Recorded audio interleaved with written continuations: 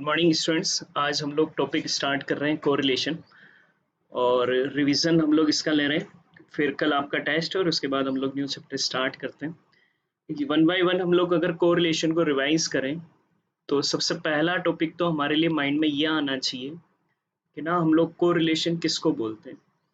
तो basically correlation का मतलब होता है कि जब भी आप लोगों के लिए to or more than two groups और क्लासेस में किसी भी तरह का कोई भी रिलेशनशिप होता है, if any certain relationship between two or more than two groups, then this is called correlation. Like हम लोगों ने बोला था ना कि हमारा रेनफॉल एंड एग्रीकल्चर में कोई ना कोई रिलेशन जरूर होगा। हमारा टेम्परेचर हुआ और हमारे कोल्ड ड्रिंक्स का सेल हुआ, उसमें हमारे लिए बेटा ना यहाँ पर रिलेशनशिप होता है। टेम्परेचर ज़्यादा होगा कोल्ड ड्रिंक्स का सेल ज़्यादा होगा, टेम्परेचर कम होगा तो कोल्ड ड्रिंक्स का सेल भी कम होगा। यहाँ डेफिनेटली कनेक्शन एग्जिस्ट है between two or more than two variables की सिचुएशन में, तो उससे रिलेशनशिप को हम लोग यहाँ पर कोरिलेशन बोलते हैं। अब पॉइंट आता है कोरिलेशन के टाइप्स क्या क्या होते हैं। तो कोरिलेशन को ना हम लोग 6 टाइप्स पर डिफाइन करते हैं, अलग अलग नेचर होते हैं। एक होता है हमारे लिए पॉजिटिव कोरिलेशन। पॉजिटिव कोरिलेशन में हम लोगों ने बोला था कि अगर both variable move in same direction, दोनों हमारे लिए वेरिएबल सेम डायरेक्शन में अगर मूव करे तो उस रिलेशनशिप को हम लोग पॉजिटिव कोरिलेशन बोलते हैं। लाइक मान लीजिए अगर x इंक्रीज हो जाए y भी इंक्रीज हो जाए, x डिक्रीज हो जाए y भी डिक्रीज हो जाए, दोनों वेरिएबल हमारे लिए सेम डायरेक्शन में मूव कर रहे हैं, इसलिए इस रिलेशनशिप को हम लोग यहाँ पर पॉजिटिव रिलेशन कहते हैं। लाइक हमने बोला था relationship between price and supply हम लोग बोल सकते हैं। मार्केट में जब ना कमोडिटी की प्राइस इंक्रीज होती है तो उस कमोडिटी का सप्लाई इंक्रीज हो जाता है। प्राइस अगर कम होती है ना तो सप्लाई हमारे लिए कम हो जाता है। तो प्राइस एंड सप्लाई एक पॉजिटिव नेचर है। Rainfall and agriculture production positive relation है। टेम्परेचर एंड कोल्ड ड्रिंक्स का सेल बेटा हमारे लिए पॉजिटिव रिलेशन है। वहीं अगर हमारे लिए दोनों वेरिएबल ना अपोजिट डायरेक्शन में मूव करे, दोनों वेरिएबल अपोजिट डायरेक्शन में मूव करे तो उससे हम लोग नेगेटिव कोरिलेशन बोलेंगे।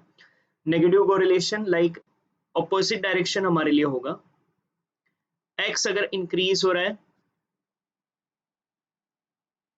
तो y आप लोगों के लिए डिक्रीज हो जाए, या x डिक्रीज हो रहा है तो y इंक्रीज हो जाए। यहाँ दोनों वेरिएबल ना हमारे लिए अपोजिट डायरेक्शन में मूव कर रहे हैं, और जब अपोजिट डायरेक्शन होता है तो उस सिचुएशन को हम लोग नेगेटिव कोरिलेशन बोलेंगे। Like relationship between price and demand, यहाँ प्राइस इंक्रीज हो रहा है तो डिमांड डिक्रीज हो जाएगा, प्राइस डिक्रीज हो रहा है तो डिमांड इंक्रीज हो जाएगा। इस रिलेशनशिप को हम लोग नेगेटिव कोरिलेशन बोलेंगे। नेक्स्ट हमारे लिए नेचर आता है बेटा लीनियर कोरिलेशन। लीनियर कोरिलेशन हम लोग तब कहते हैं कि जब हमारे लिए ना वेरिएबल जो चेंज हो रहे हैं वो कांस्टेंट प्रोपोर्शन से हमारे लिए चेंज होता है। तो कांस्टेंट प्रोपोर्शन से अगर आप लोगों के लिए वेरिएबल चेंज होता है तो सिचुएशन को हम लोग लीनियर कोरिलेशन बोलते हैं। Constant proportion in the sense x variable and y variable है। x है हमारे लिए 2 4 6 8 10, y है हमारे लिए 3 6 9 12 15। यहाँ देखेंगे तो x में हर बार चेंजेस बाय 2 हो रहा है, y में हर बार चेंजेस बाय 3 हो रहा है। यहाँ कांस्टेंट प्रोपोर्शन है वेरिएबल्स में, इसलिए हम लोग इस रिलेशनशिप को लीनियर कोरिलेशन बोलेंगे। बट इन केस अगर हम लोग दोनों वेरिएबल कांस्टेंट प्रोपोर्शन से चेंज ना हो तो उस सिचुएशन को हम लोग नॉन लीनियर कोरिलेशन बोलते हैं। लाइक x 2 4 6 8 10 है, यहाँ तो चेंज 2 बाई 2 हो रहा है, लेकिन y अगर देखें तो 3 10 15 22 30 है। यहाँ हमारे लिए कोई कांस्टेंट प्रोपोर्शन चेंजेस नहीं है। इस सिचुएशन को हम लोग नॉन लीनियर कोरिलेशन बोलेंगे। तो linear correlation, non linear correlation, उसके बाद हमारे लिए आता है बेटा सिंपल कोरिलेशन। सिंपल कोरिलेशन तब बोलते हैं जब हमारे लिए सिर्फ कोई टू वेरिएबल्स में रिलेशनशिप को आप लोग स्टडी करते हो। लाइक मैंने x एंड y वेरिएबल को यूज किया और कोरिलेशन को फाइंड आउट कर रहा हूँ, तो इसको हम लोग सिंपल कोरिलेशन बोलेंगे। एंड मल्टीपल कोरिलेशन अगर हम लोग कहें तो मल्टीपल तब होगा जब मोर देन टू वेरिएबल्स में x हो गया, y हो गया एंड z हो गया, तीन वेरिएबल्स में आपस में रिलेशनशिप को मैच कर रहे हैं, उस रिलेशनशिप को हम लोग मल्टीपल कोरिलेशन बोलते हैं। तो 6 टाइप्स का कोरिलेशन हमारे लिए डिफाइन होता है। पॉजिटिव जब दोनों वेरिएबल बेटा हमारे लिए सेम डायरेक्शन में मूव करे, जब दोनों वेरिएबल अपोजिट डायरेक्शन में मूव करे तो उससे हम लोग नेगेटिव कोरिलेशन कहेंगे। लीनियर कोरिलेशन जब कांस्टेंट प्रोपोर्शन हो, नॉन लीनियर जब कांस्टेंट प्रोपोर्शन ना हो, अगर टू वेरिएबल में रिलेशनशिप को देखते हैं तो उसे सिंपल कोरिलेशन बोलते हैं, and more than two variables में अगर रिलेशनशिप को देखा जाए, स्टडी किया जाए, तो उसे हम लोग मल्टीपल कोरिलेशन यहाँ पर बोलेंगे। इसके बाद ना हमारा जो नेक्स्ट टॉपिक आता है वो होगा बेटा डिग्री ऑफ कोरिलेशन। जब हम लोग कोरिलेशन का मेजरमेंट करेंगे ना, तो उस मेजरमेंट को हम लोग कोएफिशिएंट ऑफ कोरिलेशन कहते हैं। मतलब कोरिलेशन की जो वैल्यू मेजर की जाती है, मैथमेटिकल फिगर, उस फिगर को हम लोग कोएफिशिएंट ऑफ कोरिलेशन बोलते हैं, और कोएफिशिएंट ऑफ कोरिलेशन को ही डिग्री ऑफ कोरिलेशन बोला जाता है। मतलब जो हम लोग मेजरमेंट वैल्यू निकालेंगे कि टू वेरिएबल में कितना रिलेशनशिप है, तो उस रिलेशनशिप को हम लोग कोएफिशिएंट ऑफ कोरिलेशन से मेजर करते हैं, और उस कोएफिशिएंट ऑफ कोरिलेशन को ही हम लोग डिग्री ऑफ कोरिलेशन बोलते हैं। और ये डिग्री ऑफ कोरिलेशन हमेशा ना lies between -1 to +1 including limit होता है। -1 to +1 including limit in the sense -1 भी आंसर हो सकता है, +1 भी आंसर हो सकता है, और आपका जो मेजरमेंट आंसर आएगा वो -1 एंड +1 के बीच में हो सकता है। लेकिन कभी भी आंसर -1 से छोटा नहीं हो सकता और +1 से बड़ा नहीं हो सकता है। तो ये लिमिट है बेटा कि हमारे लिए ना degree of correlation is always lies between -1 to +1 including limit होता है। अब ये जो डिग्री ऑफ कोरिलेशन है, मतलब कोएफिशिएंट ऑफ कोरिलेशन है, ये तीन टाइप से डिफाइन होता है। एक, या तो ये परफेक्ट कोरिलेशन हो सकता है, या लिमिटेड डिग्री ऑफ कोरिलेशन हो सकता है, या एब्सेंस ऑफ कोरिलेशन हो सकता है। Limited degree of correlation again तीन टाइप का होता है, हाई, मॉडरेट एंड लो। मतलब जो कोएफिशिएंट ऑफ कोरिलेशन है ना, अगर उसका आंसर हमारे लिए +1 या फिर -1 आता है, तो उस नेचर को हम लोग परफेक्ट डिग्री ऑफ कोरिलेशन कहते हैं। +1 आए तो परफेक्ट पॉजिटिव कोरिलेशन, -1 आए तो परफेक्ट नेगेटिव कोरिलेशन बोला जाता है। इन केस अगर हमारे लिए 0 आंसर आ रहा है, तो उसे हम लोग एब्सेंस कहते हैं, और 1 एंड 0 के अलावा कुछ भी आ रहा है, तो उस नेचर को हम लोग लिमिटेड डिग्री ऑफ कोरिलेशन बोलते हैं। अब लिमिटेड डिग्री ऑफ कोरिलेशन हमारे लिए ना तीन टाइप से डिफाइन होता है। या तो limited degree of correlation high होगा, या फिर मॉडरेट होगा, या फिर लो होगा। अगर आंसर 0.75 से 1 माइनस या प्लस में आए, तो उसे हाई डिग्री ऑफ कोरिलेशन कहते हैं। 0.25 टू 0.75 के बीच में आता है तो उसे मॉडरेट कहते हैं, और 0 टू 0.25 आता है तो उसे हम लोग लो डिग्री ऑफ कोरिलेशन कहते हैं। परफेक्ट 1 आए तो 0 आए तो एब्सेंस, 0.75 टू 1 हो तो हाई, 0.25 टू 0.75 आए तो मॉडरेट, एंड 0 टू 0.25 के बीच में आता है तो उसे लो कहेंगे। हमने कहा ना लिमिट हमारे लिए -1 टू +1 इंक्लूडिंग लिमिट है, तो इनके अलावा तो और कोई नेचर का रिलेशनशिप हमारे लिए आ ही नहीं सकता है। तो ये कुछ थ्योरी आपने ध्यान रखनी। जब भी हमारे लिए ना बेटा यहाँ पर डेफिनिट कनेक्शन एग्जिस्ट है between two or more group और क्लास में, तो उसे कोरिलेशन कहते हैं। जब दोनों बेटा हमारे लिए सेम डायरेक्शन में मूव करे तो पॉजिटिव हो जाता है, और जब अपोजिट डायरेक्शन में मूव करे तो नेगेटिव कोरिलेशन हो जाता है। जब हमारे लिए चेंज इन कांस्टेंट प्रोपोर्शन होता है तो उसे हम लोग लीनियर कोरिलेशन कहते हैं, और जब हमारे लिए कांस्टेंट प्रोपोर्शन नहीं है तो लीनियर नॉन लीनियर कोरिलेशन कहेंगे। ओनली टू वेरिएबल्स ही स्टडी कर रहे हैं तो सिंपल हो जाएगा, मोर देन टू वेरिएबल्स में स्टडी कर रहे हैं तो मल्टीपल हो जाएगा। कोफिशिएंट ऑफ कोरिलेशन को ही डिग्री ऑफ कोरिलेशन कहा जाता है, और ये हमेशा -1 टू +1 इंक्लूडिंग लिमिट होता है।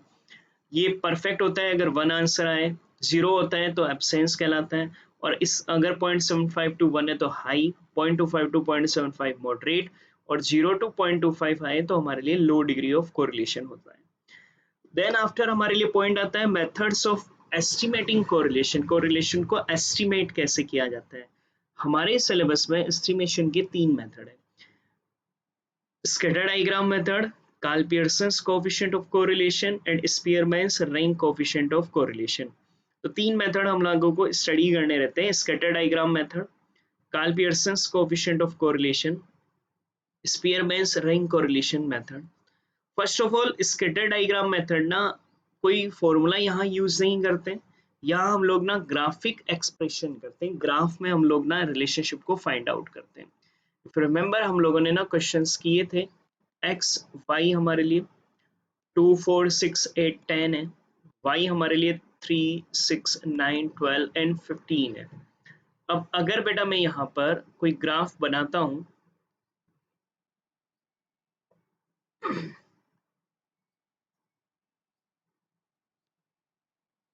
मान लीजिए हम लोगों ने ग्राफ बनाया, और ये हो गया हमारे लिए ओ एक्स एक्सिस और ये हो गया हमारे लिए ओ वाई एक्सिस। तो एक्स एक्सिस पर हम लोगों ने 2, 4, 6, 8 एंड 10 लिया। ओ वाई एक्सिस पर हम लोगों ने 3, 6, 9, 12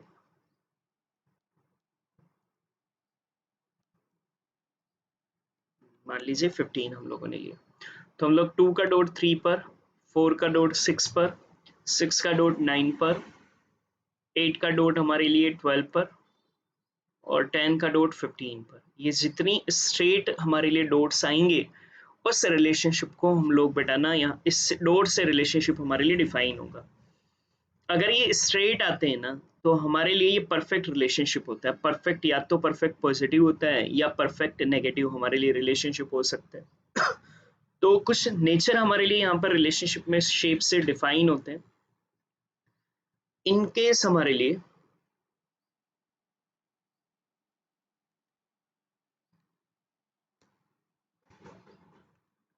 इनकेस अगर हम लोग यहाँ डायग्राम बनाएं और डायग्राम बनाते वक्त आप लोगों के जो डॉट लग रहे हैं वो डॉट हमारे लिए इस तरीके से एक स्ट्रेट लाइन में आ रहे हैं। तो ये हमारे लिए ना एक स्ट्रेट लाइन है। Straight line lower left to upper right, lower left to upper right आए तो इससे हम लोग परफेक्ट पॉजिटिव कोरिलेशन बोलते हैं, परफेक्ट पॉजिटिव कोरिलेशन बोलते हैं। और इस सिचुएशन में हमारे लिए यहाँ आर कोरिलेशन को हम लोग आर से प्रेजेंट अगर करें तो आर की वैल्यू जो हमारे लिए बनकर आएगी वो हमारे लिए +1 होगी। लेकिन इन केस अगर हम लोग डायग्राम बनाएं और डायग्राम बनाते वक्त आप लोगों के जो डॉट लगे वो डॉट इस तरीके से एक स्ट्रेट लाइन में लगे। ये स्ट्रेट लाइन ही है लेकिन बेटा straight line upper left to lower right है। और अगर straight line upper left to lower right आता है तो इस रिलेशनशिप को हम लोग परफेक्ट नेगेटिव कोरिलेशन बोलेंगे। Perfect negative in the sense r हमारे लिए -1 हो जाएगा। इन केस अगर हम लोग डायग्राम बनाएं और डायग्राम बनाते वक्त ना आप लोगों के लिए इस तरीके से डॉट स्केटर हो जाए, स्ट्रेट लाइन नहीं आ रहा उसकी जगह इस तरीके से हमारे लिए डॉट्स आ रहे हैं, स्केटर हो गया। तो इस सिचुएशन को ना हमारे लिए स्लोप पता चल रहा है, ये ना अपवर्ड स्लोप है। अपवर्ड स्लोप हमारे लिए डाउन टू अप जाना है ना, lower left to upper right की ओर स्लोप जा रहा है, इससे हम लोग अपवर्ड स्लोप कहते हैं। और अपवर्ड स्लोप पॉजिटिव रिलेशनशिप को बताता है लेकिन स्ट्रेट लाइन नहीं है। और क्योंकि स्ट्रेट लाइन नहीं है ना इसलिए हमारे लिए यहाँ पर ये हाई कोरिलेशन भी हो सकता है। ये लिमिटेड कोरिलेशन का नेचर हमारे लिए होगा, ये हाई भी हो सकता है, मॉडरेट भी हो सकता है एंड लो भी हो सकता है पॉजिटिव नेचर का। यहाँ आर हमारे लिए 0 से तो ग्रेटर देन होगा और +1 से लेस देन होगा। 0 से बड़ा होगा इसलिए पॉजिटिव है, +1 से छोटा होगा क्योंकि 1 हो जाता तो स्ट्रेट लाइन हमारे लिए आ जाता है। लेकिन अगर हम लोगों ने डॉट लगाए और वो डॉट हमारे लिए कभी ना इस तरीके आ जाए, स्ट्रेट लाइन नहीं आ रहा है और इस तरीके से हमारे लिए लाइन आ रही है, यहाँ स्लोप पता चल रहा है ये डाउनवर्ड स्लोप है, तो ये हमारे लिए हाई भी हो सकता है, मॉडरेट भी हो सकता है, लो भी हो सकता है मगर नेगेटिव नेचर का। यहाँ आर हमारे लिए -1 से तो बड़ा होगा और 0 से छोटा होगा। और अगर कभी आर बनाए, ग्राफ बनाए और वो ग्राफ के जो डॉट है वो हमारे लिए ना इस तरीके से बिखर जाए ग्राफ पेपर में कि आपको कोई स्लोप ही आइडेंटिफाई नहीं हो पाए, इस सिचुएशन को इवनली डिस्ट्रीब्यूटेड डायग्राम कहते हैं। और इवनली डिस्ट्रीब्यूटेड डायग्राम में यहाँ आर हमारे लिए एब्सेंस होता है, 0 होता है। तो हमारे लिए straight line lower left to upper right बने तो perfect positive, upper left to lower right बने तो परफेक्ट नेगेटिव, स्केटर हो जाए लेकिन अपवर्ड स्लोप है तो हाई मॉडरेट लो पॉजिटिव। जितना कम स्केटर होगा उतना हाई, थोड़ा ज्यादा है तो मॉडरेट, और बहुत ज्यादा स्केटर हो रहा है तो लो हमारे लिए रिलेशनशिप कहलाएगा। सेम लॉजिक बेटा हमारे लिए नेक्स्ट डायग्राम में भी रहता है। अगर स्केटर हो रहा है लेकिन डाउनवर्ड स्लोप है तो हाई मॉडरेट लो नेगेटिव रिलेशनशिप कहलाता है। और अगर इवनली डिस्ट्रीब्यूटेड डायग्राम है तो उस सिचुएशन को हम लोग यहाँ पर एब्सेंस कोरिलेशन बोलते हैं। तो ये आप लोगों का स्केटर डायग्राम मेथड फिनिश होता है। स्केटर डायग्राम मेथड के बाद नेक्स्ट टॉपिक हमारे लिए आता है और उससे हम लोग बोलते हैं Karl Pearson's correlation. Karl Pearson's coefficient of correlation को अगर फाइंड आउट करते हैं प्रैक्टिकली इस क्वेश्चन को सोल्व करने के लिए 3 मेथड होते हैं। First is direct method, second is shortcut method and last actual value based method. 3 method हमारे पास होते हैं, direct method, shortcut method and actual value based method. Direct method में 7 कॉलम बनाते हैं, एक्स स्मॉल एक्स का formula x minus x bar, small x square किया जाता है, y निकालेंगे, स्मॉल y बनाएंगे, y minus y bar and small y square and finally small x and small y को मल्टीप्लाई करते हैं। 7 कॉलम बनाते हैं। x एंड y क्वेश्चन में होगा, हम सबसे पहले x बार कैलकुलेट करेंगे। x बार का formula sigma x upon n होगा, तो सिग्मा x बनाएंगे, अपॉन n करेंगे तो x बार हो जाएगा, और ये x में से लेस करेंगे तो स्मॉल x हो जाएगा, स्मॉल x का स्क्वायर कर देंगे। y होगा, हम लोग सिग्मा y बनाएंगे और y बार कैलकुलेट करेंगे, सिग्मा y अपॉन n, तो y बार आ जाएगा, और ये y बार सभी y में से लेस करेंगे तो स्मॉल y निकल कर आ जाएगा, y माइनस वाई बार, और फिर स्मॉल y का स्क्वायर करेंगे और finally small x and small y को मल्टीप्लाई कर लेंगे। Small x and small y जो डिविजन आए थे, इन डिविजन कहते हैं, लेस करा हमने x में से x बार को और y में से y बार को, दोनों को मल्टीप्लाई कर कर x y फाइंड आउट कर लेंगे। अब 3 कॉलम का समेशन चाहिएगा, एक सिग्मा x y, एक हमारे को सिग्मा x स्क्वायर और एक हमको ना सिग्मा y स्क्वायर। तो यहाँ r का आंसर बन जाएगा sigma x Y upon sigma x square into sigma Y square का अंडर रूट। तो हमारे लिए सिग्मा एक्स वाई, इसको हम लोग ऐसा भी बोलते हैं, sum of product of division from arithmetic mean, sum of product of division from arithmetic mean, sum of product of division from arithmetic mean, और sigma x square and sigma Y square को हम लोग sum of square of division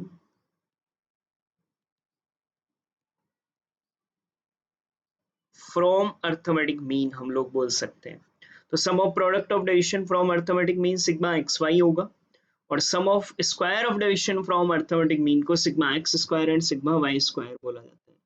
तो x होगा small x square, y small y square and small x y, और r हमारे लिए sigma x Y upon sigma x square into sigma Y square का under root हो जाएगा। ये तो था हमारे लिए डायरेक्ट मेथड कार्ल पियर्सन में। शॉर्टकट मेथड अगर हम लोग लें तो शॉर्टकट मेथड में भी 7 कॉलम हमारे लिए बनता है। एक्स, उसमें से किसी भी एक को अज्यूम कर लेंगे अपनी इच्छा से, उससे डिवीजन निकालेंगे, उससे dx कहेंगे, dx स्क्वायर, y में से किसी भी एक को अज्यूम कर लेंगे, देन dy कैलकुलेट करेंगे, y minus a, then dy square and finally dx and dy को मल्टीप्लाई कर लेंगे। तो 7 कॉलम यहाँ भी x dx square, y dy square and dx dy को मल्टीप्लाई कर लेंगे। यहाँ हम लोगों को ना एक्स वाई को छोड़कर बाकी सबके समेशन चाहिए। सिग्मा dx बनाना होगा, सिग्मा dx स्क्वायर चाहिएगा, सिग्मा dy स्क्वायर और सिग्मा dx dy। r बनाएंगे n into sigma dx dy minus sigma dx into sigma dy upon n into sigma dx square minus sigma dx का whole square, n into sigma dy square minus sigma dy का whole square का under root हमारे लिए हो जाएगा। तो r का formula n into sigma dx dy minus sigma dx into sigma dy, root of n into sigma dx square minus sigma dx का whole square, n into sigma dy square minus sigma dy का whole square का under root हमारे लिए r हो जाएगा। तो ये आपका शॉर्टकट मेथड। फाइनल रहता है हमारे लिए actual value based method. Actual value based method में हम कोई डिवीजन नहीं निकालते हैं। यहाँ देखो कार्ल पियर्सन में डायरेक्ट मेथड में तो हमने x बार y बार से डिवीजन निकाले हैं, शॉर्टकट मेथड में हम लोगों ने एज्यूम मीन से डेविएशन निकाले, एक्चुअल वैल्यू बेस्ड मेथड में कोई डेविएशन नहीं। जो x है हमने क्या करना है, उन्हीं x का स्क्वायर कर देंगे,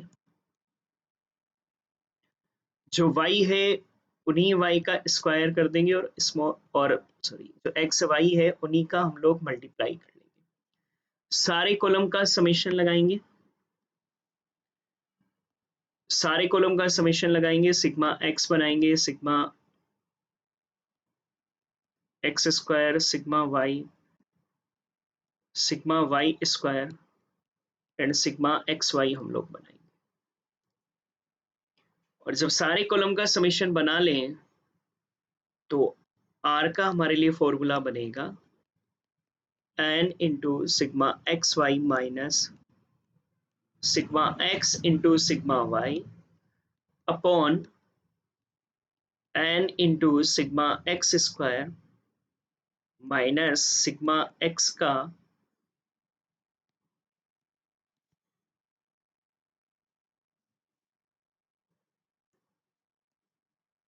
हम लोगों के लिए sigma x square minus sigma X का whole square minus n into sigma Y square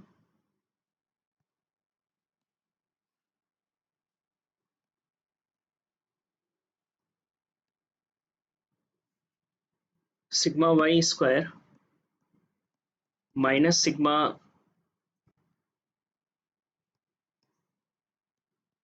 y का होल स्क्वायर का अंडर रूट हमारे लिए हो जाएगा।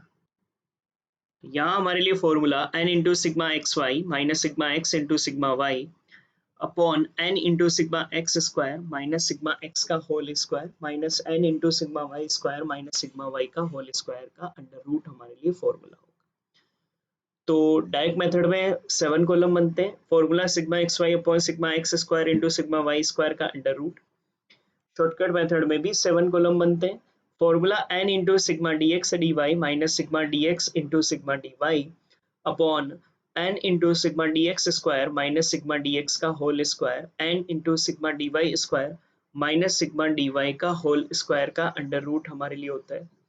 एक्चुअल वैल्यू बेस्ड मेथड में सिर्फ 5 column x square y square and xy and formula n into sigma xy minus sigma x into sigma y upon n into sigma x square minus sigma x का whole square minus then हमारे लिए for n into sigma x square minus sigma x का whole square n into sigma Y square minus sigma Y का whole square का under root होता है। यहाँ दोनों में इंटू रहेगा, जब पूरा सोल्व हो जाएगा तो दोनों के बीच में इंटू हमारे लिए लगेगा।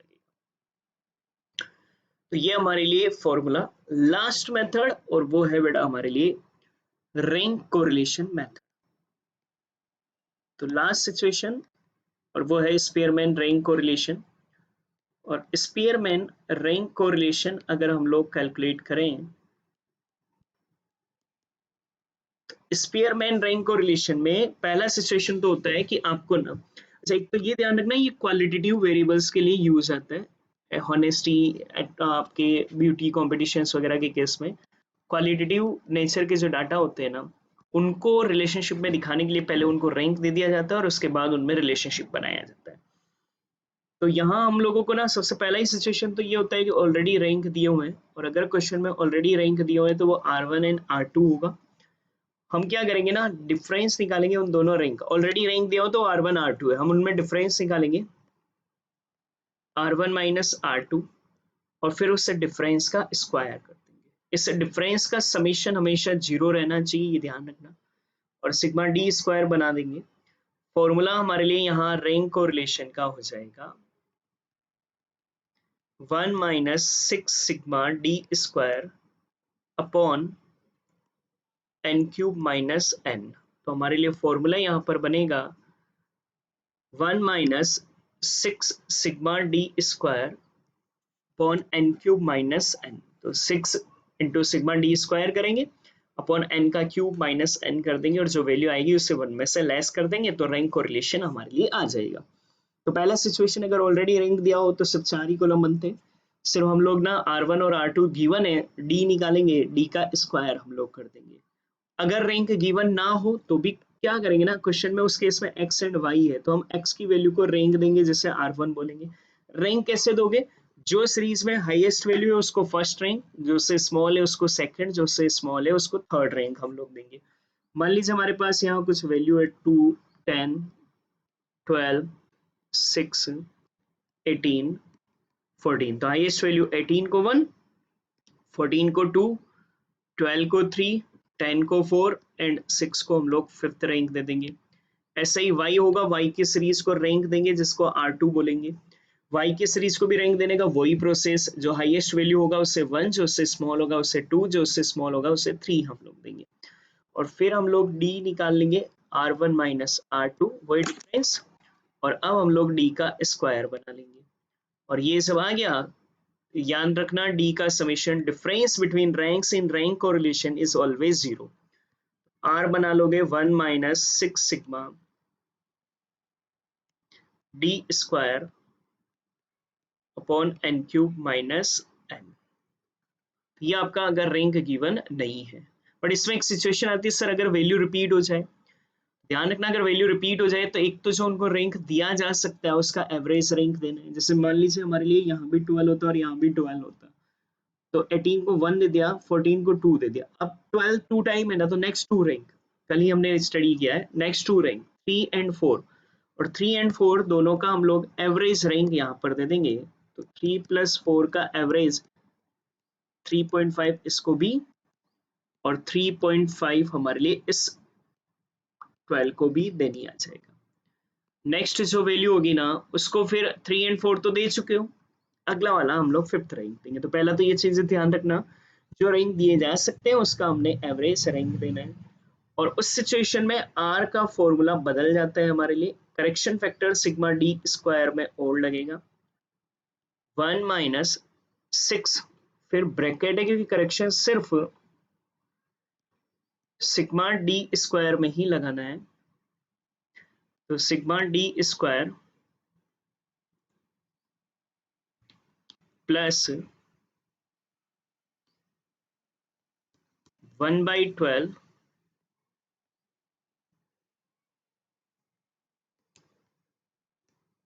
m क्यूब माइनस m, ये हमारा करेक्शन फैक्टर लगेगा upon n cube minus n हो जाएगा। तो 1 minus 6 sigma D 6 bracket sigma D square plus 1/12 m cube minus m correction factor होता है। ये करेक्शन फैक्टर उतनी बार लगेगा जितने नए नए वैल्यू हमारे लिए रिपीट हुए। मान ली एक ही तरह का एक ही वैल्यू रिपीट हुआ तो एक बार, दो वैल्यू रिपीट हुए तो दो बार, तीन वैल्यू रिपीट हुए तो तीन बार हम लोगों को करेक्शन फैक्टर 8 करना होगा। सर स्मॉल m क्या होता है, वो वैल्यू जितने नंबर ऑफ टाइम्स रिपीट हुआ है, जितने नंबर ऑफ टाइम्स वो वैल्यू रिपीट हुआ है। मान लो हमारे लिए 12 यहाँ 2 टाइम्स रिपीट हुआ तो स्मॉल m 2 होगा ना कि 12। अगर 12 3 टाइम रिपीट हुआ है तो स्मॉल m हमारे लिए 3 हो जाएगा। जब हम इसको सोल्व करेंगे तो रैंक कोरिलेशन निकल कर आ जाएगा। तो ये आप लोगों का पूरा कोरिलेशन चैप्टर जितना हम लोगों ने रीड किया था उससे मैंने रिवाइज करवा दिया है। अब हम लोग एक बार ऑब्जेक्टिव क्वेश्चंस देख लेते हैं। Where two variables change in same direction, याद आना चाहिए same direction positive relation. x and y negative कब होगा, जब अपोजिट डायरेक्शन हो। अपोजिट का मतलब x एक इंक्रीज हो रहा है एक डिक्रीज हो रहा है, तो B option x increasing y decreasing. जब थ्री और मोर में वेरिएबल में रिलेशन को स्टडी करते हो बेटा, तो दो और ज्यादा, दो से ज्यादा में मतलब थ्री और मोर हो गया तो उससे हम लोग मल्टीपल कोरिलेशन कहते हैं। जब हमारे लिए कांस्टेंट प्रोपोर्शन से चेंज होता है तो बेटा उसे हम लोग लीनियर कोरिलेशन कहते हैं। प्राइस एंड डिमांड बेटा हमारे लिए नेगेटिव रिलेशनशिप है, प्राइस इंक्रीज होता है तो डिमांड डिक्रीज होता है, प्राइस डिक्रीज होता है तो डिमांड इंक्रीज होता है, अपोजिट डायरेक्शन है। अगर इंश्योरेंस कंपनी का प्रॉफिट और नंबर ऑफ क्लेम देखे, नंबर ऑफ क्लेम का मतलब जितना कंपनसेशन देना पड़ता है ना इंश्योरेंस कंपनी को।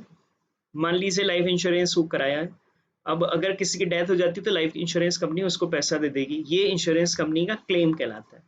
जितना पैसा इंश्योरेंस कंपनी लोगों को चुकाएगी उतना ही इंश्योरेंस कंपनी का प्रॉफिट कम होता है। तो जितना क्लेम ज्यादा चुकाने पड़ेंगे कंपनी का प्रॉफिट हमारे लिए प्रॉफिट कम होगा। इंश्योरेंस क्लेम अगर ज्यादा है प्रॉफिट ज्यादा होगा, अगर इंश्योरेंस क्लेम कम है। दोनों अपोजिट डायरेक्शन है और अपोजिट डायरेक्शन को नेगेटिव रिलेशन कहते हैं। अगर टेम्परेचर बेटा ना इंक्रीज होता है तो पावर कंजम्पशन भी बढ़ जाता है। टेम्परेचर अगर कम होता है तो पावर कंजम्पशन हमारे लिए कम हो जाता है, हम ज़्यादा फैन एसी को कूलर को काम में लेने लगते हैं टेम्परेचर बढ़ने पर। तो हमारे लिए यहाँ देखो टेम्परेचर बढ़ रहा है, पावर भी बढ़ रहा है, दोनों सेम डायरेक्शन, तो उसे पॉजिटिव रिलेशन कहेंगे। अगर रिलेशन 0.25 से 0.75 है तो उसे हम लोग ना बेटा मॉडरेट कहते हैं, और प्लस में है तो हमारे लिए टेक्निकली मॉडरेट पॉजिटिव डिग्री का रिलेशन कहलाएगा, तो moderate degree of correlation. When the correlation coefficient equal to +1, +1 है ना, तो डायग्राम स्केटर में +1 के केस में हमने कहा था इस तरह का straight line lower left to upper right बेटा हमारे लिए बनती है, तो straight line lower left to upper right बनेगी। अगर हमारे लिए scatter diagram upper left to lower right बने, upper left to lower right का मतलब इस तरह का, तो हमारे लिए ये परफेक्ट नेगेटिव कोरिलेशन बेटा बनकर आता है। स्ट्रेट लाइन नहीं लिखा हुआ है क्वेश्चन में, स्ट्रेट नहीं लिखा हुआ है, सिर्फ स्लोप बता रहा है, upper left to lower right, तो वो नेगेटिव रिलेशनशिप होगा। अब वो स्ट्रेट में आया तो परफेक्ट, और स्कैटर होकर आया तो हाई मॉडरेट लो किसी भी नेचर है, लेकिन वो upper left to lower right की ओर नीचे की ओर डाउनवर्ड स्लोपिंग है तो नेगेटिव स्लोप होगा। अगर इवनली डिस्ट्रीब्यूटेड डायग्राम है तो इवनली डिस्ट्रीब्यूटेड डायग्राम में हमारे लिए रिलेशनशिप बेटा जीरो होता है, जीरो होता है इवनली डिस्ट्रीब्यूटेड डायग्राम में हमारे लिए relationship. If all the plotted point in a scatter diagram line on a single line, एक सिंगल लाइन में आ रहे हैं, सिंगल लाइन में आ रहे हैं का मतलब ये भी हो सकता है, ये भी हो सकता है, दोनों में से कोई एक हो सकता है। ये नहीं कह रहा है कि स्लोप क्या आ रहा है, तो हमारे लिए ना अगर सिंगल लाइन आ रही है तो परफेक्ट पॉजिटिव भी हो सकता है और हमारे लिए परफेक्ट नेगेटिव भी हो सकता है, तो आंसर बोथ मत लगाना, डी लगेगा, या तो सिंगल लाइन अपवर्ड स्लोपिंग होगा या single line up downward sloping होगा, तो वो हमारे लिए डी आंसर लगेगा, ए और बी बेटा हमारे लिए रिलेशनशिप होगा।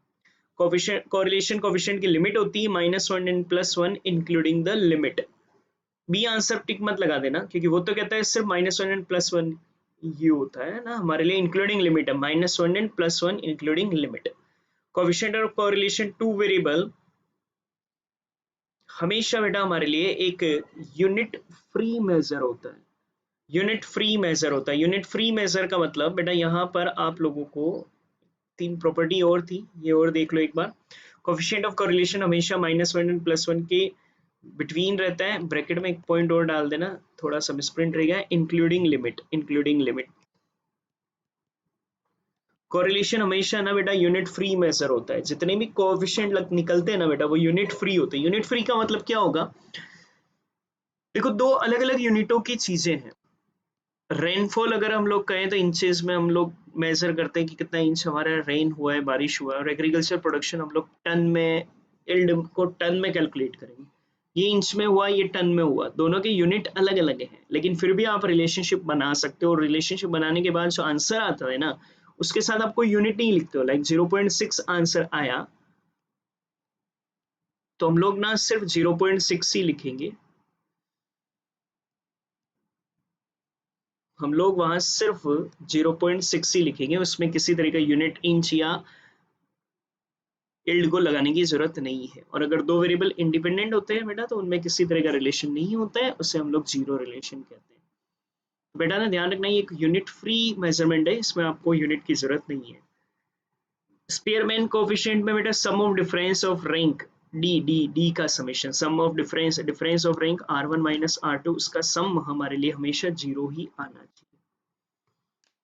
ये आप लोगों का रिवीजन और ऑब्जेक्टिव क्वेश्चन, ये सारे ऑब्जेक्टिव क्वेश्चन सीए मॉड्यूल से मैंने निकाल कर दिए ताकि आप लोगों को लॉजिक सीए लेवल तक की भी कंटेंट समझ में आए।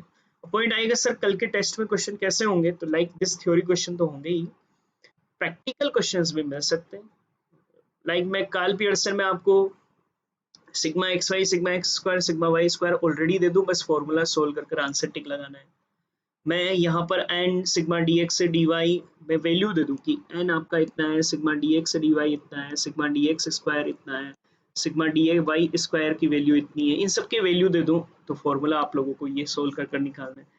ऐसा ही अगर मैं एक्स और वाई दे दूँ या sigma x Y sigma x sigma y ये सारे वैल्यू दे दूँ तो एक्चुअल वैल्यू निकालना है। फिर वही रैंक कोरिलेशन में भी प्रैक्टिकल क्वेश्चन दिया जा सकता है, क्वेश्चन में आपको एन दे दिया जाए और कह दिया जाए sum of square of difference of rank, बोले तो sigma D square, N N sigma D square दिया हुआ, बोलो रैंक कोरिलेशन निकालो, तो फिर आप लोगों को ये फॉर्मूला सोल्व कर कर निकालना है, या ऑब्जेक्टिव में कोई भी राइट फॉर्मूला टिक लगाने को मिल सकता है। तो ये किसी भी पैटर्न पर आपको क्वेश्चन मिल सकते हैं। आज आप आराम से स्टडी करें, कल आपका टेस्ट रहेगा और उसके बाद हम लोग न्यू चैप्टर स्टार्ट करते हैं। थैंक यू बेटा।